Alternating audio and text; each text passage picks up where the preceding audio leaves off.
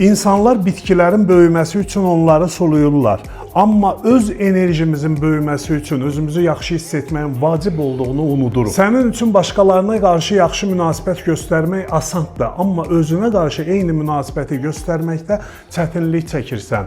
Özünə dəyər ver, sən çox dəyərlisən. Öz qədrini bil kimi ifadələr sadəcə başqalarına aid deyil, sənin özünə də aid. Sən özünü yaxşı hiss etməyə şərtsiz layiqsən. Sadəcə ona görə layiqsən ki, sən bir insansan və potensialın böyükdür. Sən gözəl hissləri hiss etdikcə enerjin dəyişir. Enerjin dəyişəndə düşüncələr genişlənir. Düşüncələr genişlənəndə həyatın gözəlliklərini görürsən. Psixologiya və neyrologiya göstərir ki, insanın inkişafını gücləndirən daxilən yaxşı hiss etməsidir. Beyin təhlükə və gərginlik vəziyyətində işləyəndə məqsədi yalnız qorunmaq olur. Amma özünü yaxşı hiss edən insanın baxışları daha parlaq, ideyaları daha yaradıcı olur. Çünki insanın gördüyü dünya çox vaxt onun daxili vəziyyətinin əksidir. Pozitiv hisslər sağlamlığa da müsbət təsir edir. Bir çox insan elə hesab edir ki, özünü yaxşı hiss etmək üçün əvvəlcə böyük uğurlar qazanmalıdır. Əslində isə böyük uğurlar qazanmaq üçün insan özünü yaxşı hiss etməlidir. Sən səni gücləndirən hissləri hiss etdikcə həyatın ritmini daha yaxşı tutursan,